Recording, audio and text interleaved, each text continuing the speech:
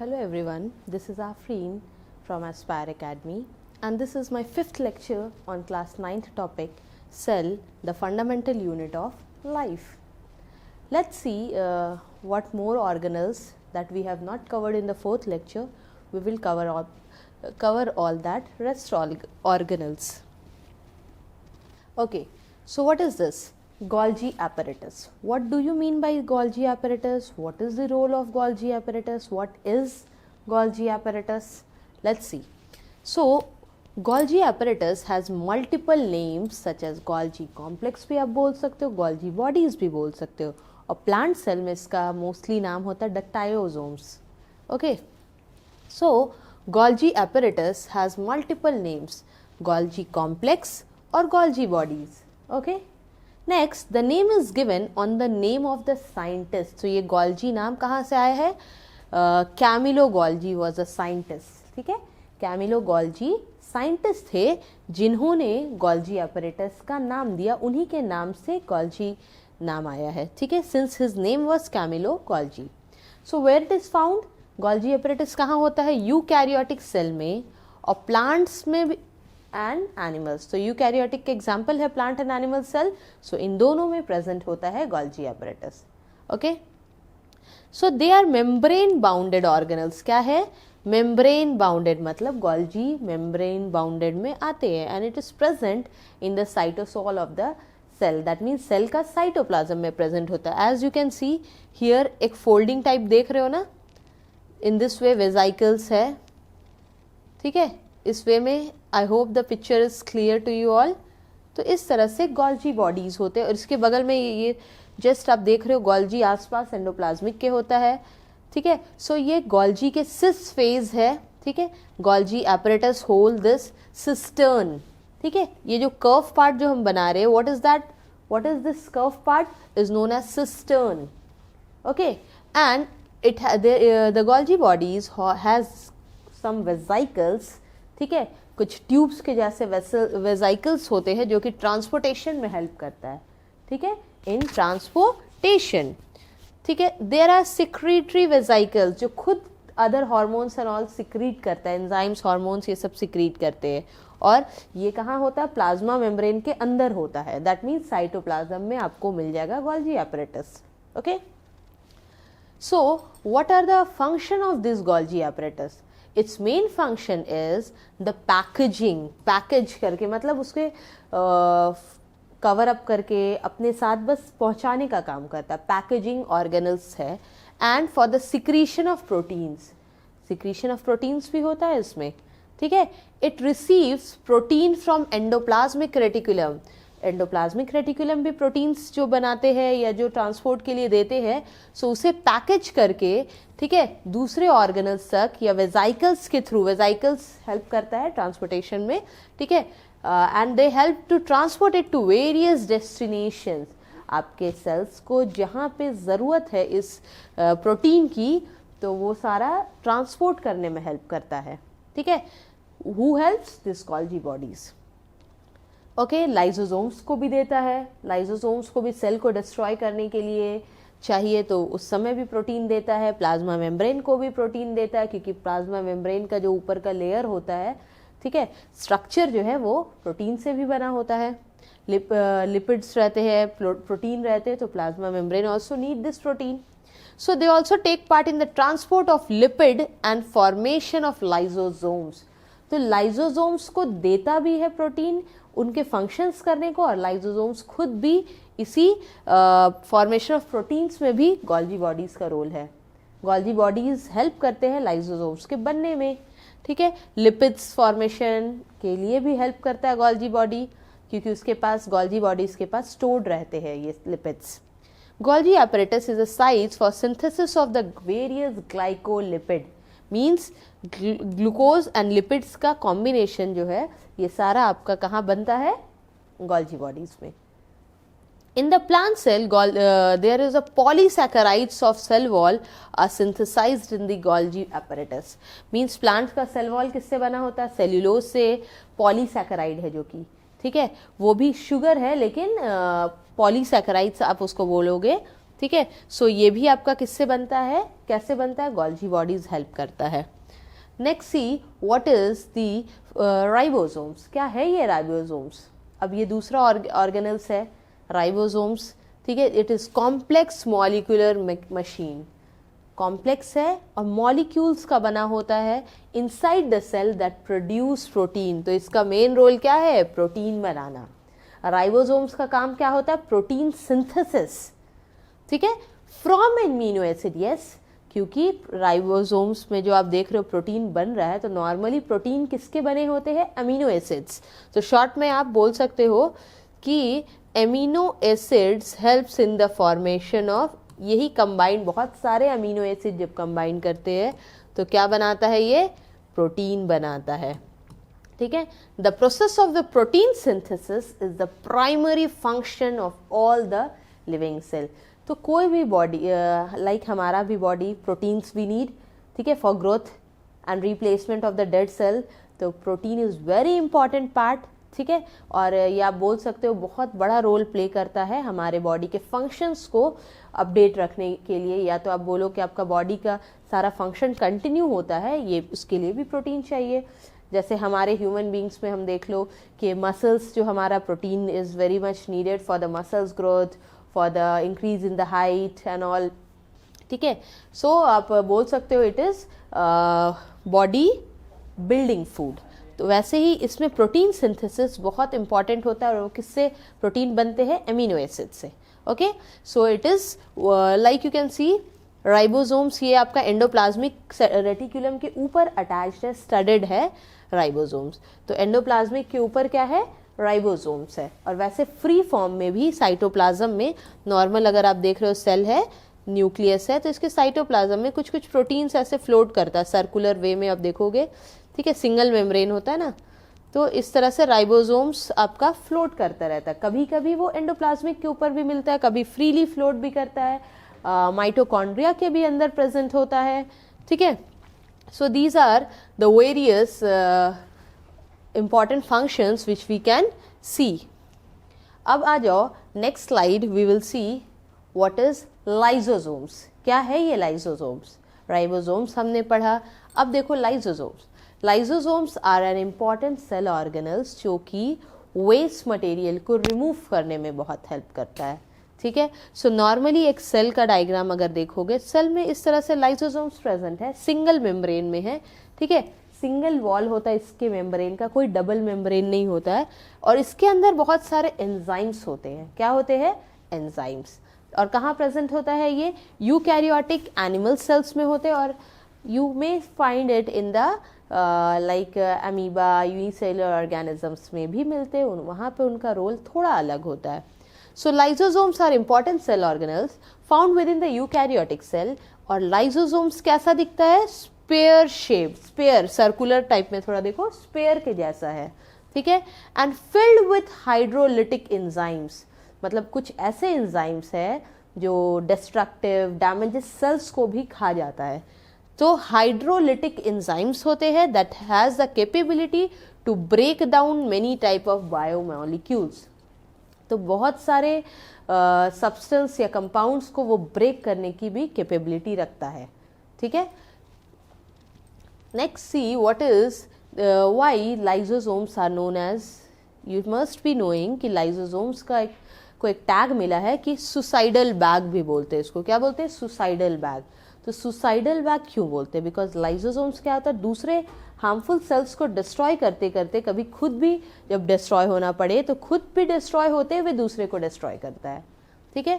So lysosomes work as a waste discarding structure. तो कैसा structure है, कैसे बॉडीज है ये, कैसे ऑर्गेनल्स है, वेस्ट डिस्कार्डिंग, क्या करता है ये, वेस्ट को डिस्कार्ड करता है, डिस्ट्रॉय करता है, ठीक है। By processing undesirable material, undesirable means जो चीज़ें सेल को नहीं चाहिए, अनडिजायरेबल है, वेस्ट है, अनवांटेड है, एंड डिग्रेडिंग देम, तो क्या करता है, उन्हें डिग्रेड करता है, उन्हें डिस्ट्रॉय करता है, ठीक है। Both from exterior of the cell and waste constitute inside, मतलब जो सेल के अंदर जितने भी वेस्ट है सबको डिस्ट्रॉय कर, डैमेजेस को, मतलब अच्छे वाले सेल को नहीं, वो डिस्ट्रक्टेड या वेस्ट मटेरियल जो है उन्हें डिस्ट्रॉय करने में हेल्प करता है।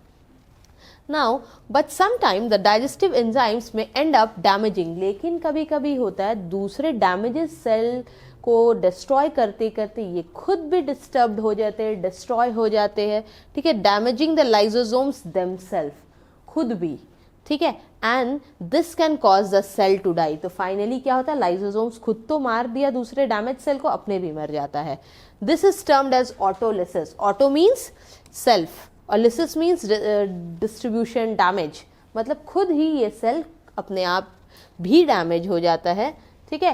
And lysis means disintegration, disturbance, breakdown, so destruction of the cell membrane of the lysosome itself takes place.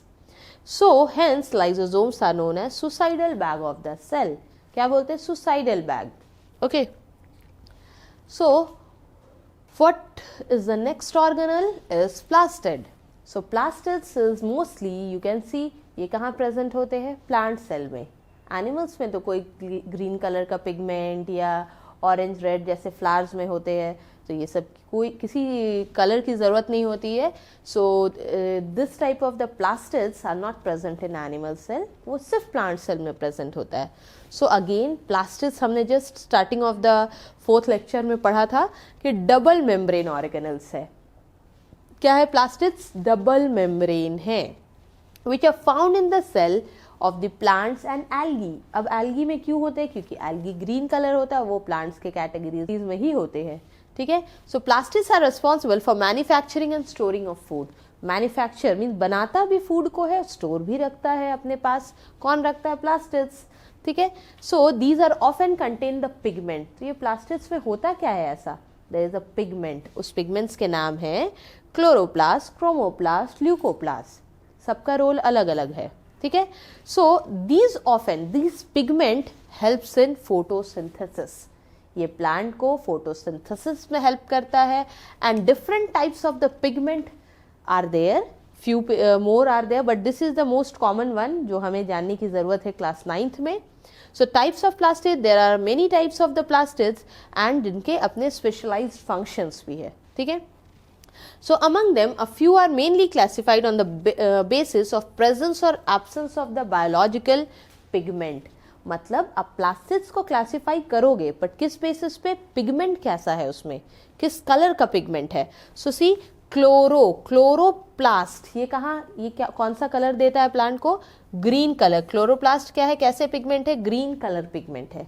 Chloro green, chromo ये भी कलर्ड पिगमेंट है पर इनका होता है red and orange, red and orange colour pigment, जो कि flowers and okay, जो कि कहाँ पे होते हैं, फ्लावर्स एंड फ्रूट्स में।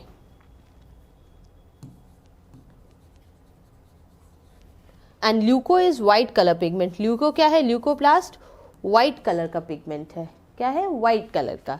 Chromo red and orange colour pigment, chloro green colour pigment. जो सबसे इंपॉर्टेंट जो हम लोग नॉर्मली पढ़ते, प्लास्टिड्स का नाम आता है तो हम लोग क्लोरोप्लास्ट को ही मानते हैं, बिकॉज प्लास्टिड्स जनरली प्लांट्स के कलर ग्रीन होते हैं, लीफ का कलर ग्रीन होता है। सो फोटोसिंथेसिस में भी वही ग्रीन कलर का क्लोरोप्लास्ट के अंदर जो क्लोरोफिल होते हैं वो हेल्प करते हैं।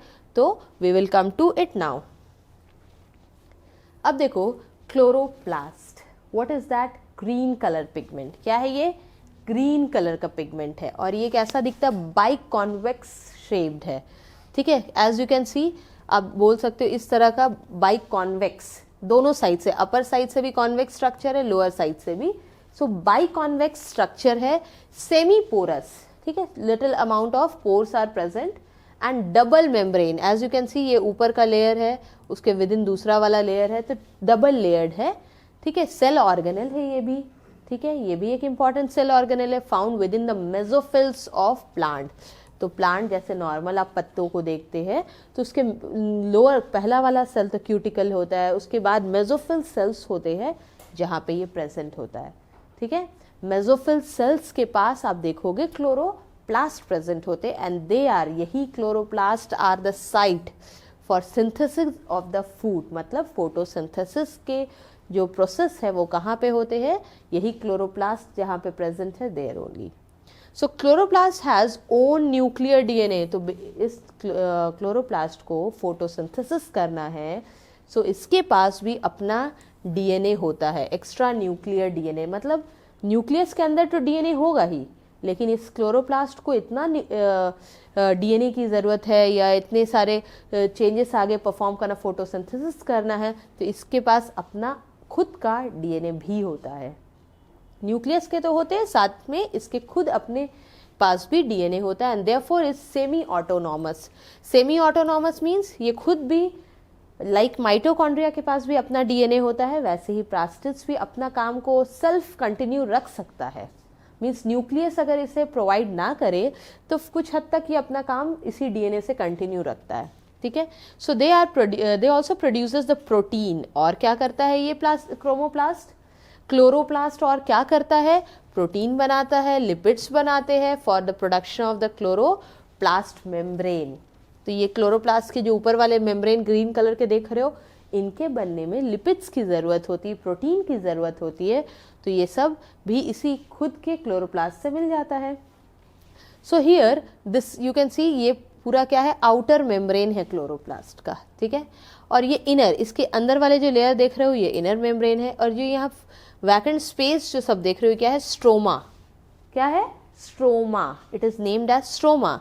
एंड दिस प्लेट लाइक, इस जैसा देख रहे हो प्लेट लाइक सब्सटेंस जो एक दूसरे के ऊपर अरेंज है, एक के ऊपर एक प्लेट लाइक्स, तो उसका नाम है थाइलाकॉइड्स। क्या बोलते हैं, thylakoids. And here this part is known as lumen, and this thylakoid single अगर आप देखोगे तो इसका नाम है ग्रैनम।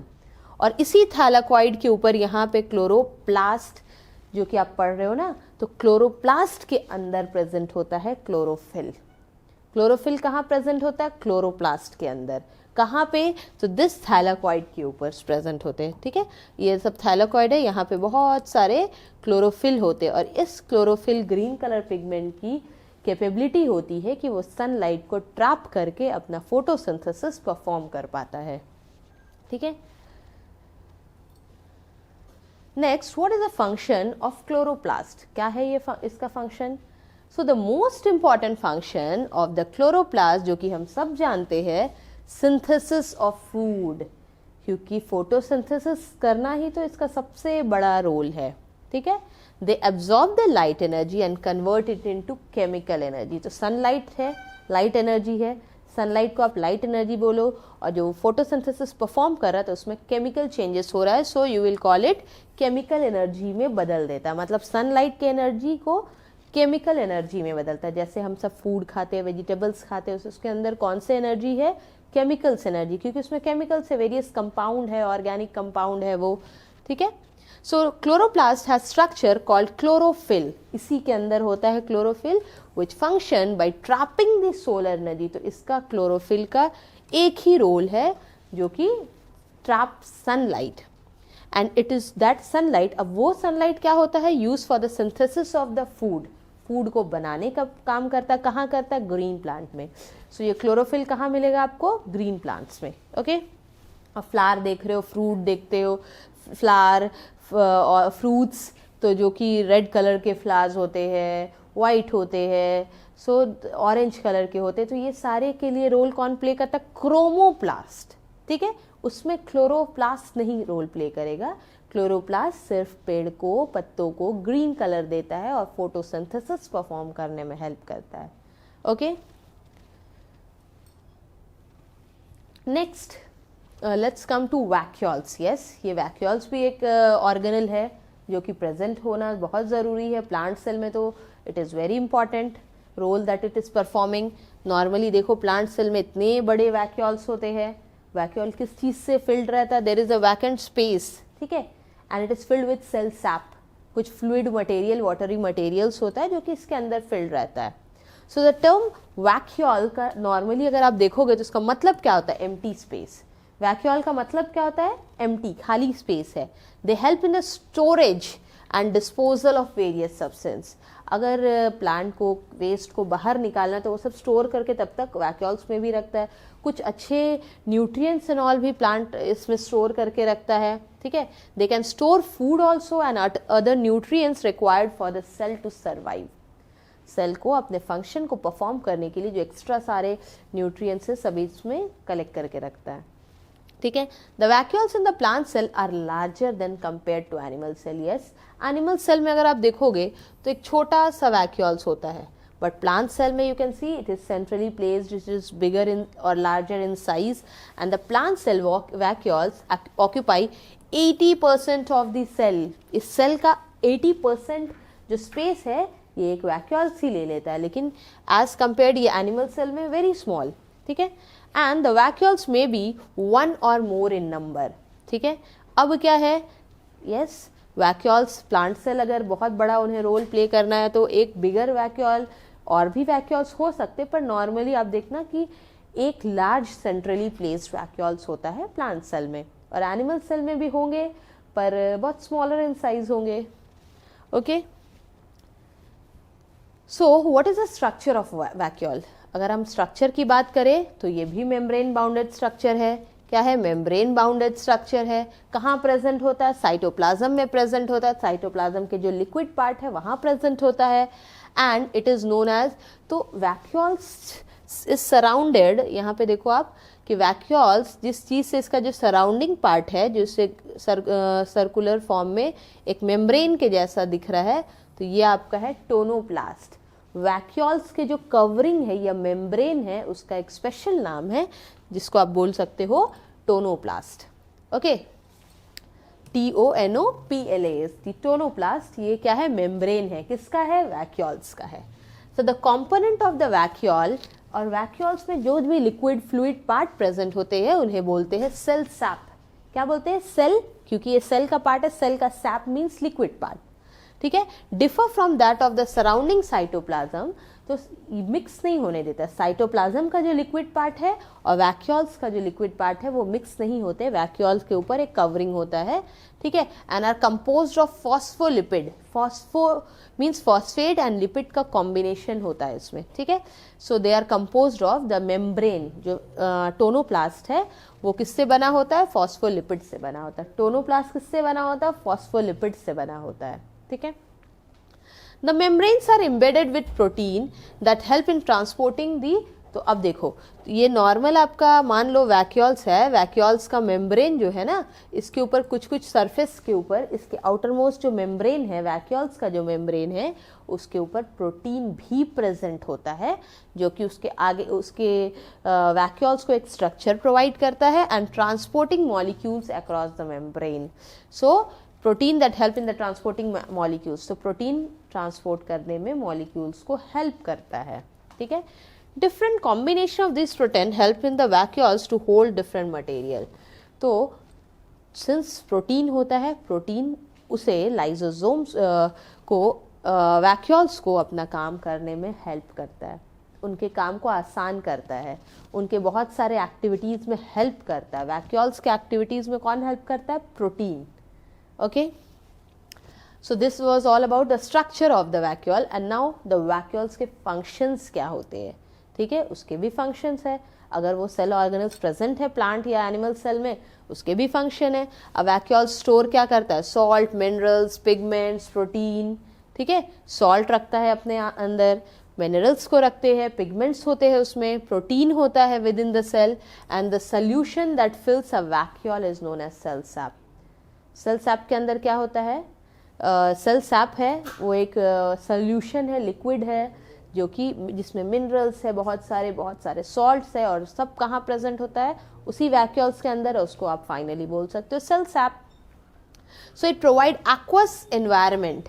एक्वस मीन्स एक लिक्विड एनवायरनमेंट प्रोवाइड करता है for the storage of the water and soluble compound. और उस एक्वस फ्लूइड एनवायरनमेंट है जिसमें बहुत सारे कंपाउंड स्टोर्ड होते हैं, ओके, स्टोरेज का काम करता है। लार्ज नंबर ऑफ लिपिड्स भी भरा होता है इस वैक्यूल्स में। क्या होते हैं इस वैक्यूल्स में? लिपिड्स होते हैं। So vacuoles are completely filled with water and exert force and pressure to the cell wall. This is known as turgor pressure, ठीक है।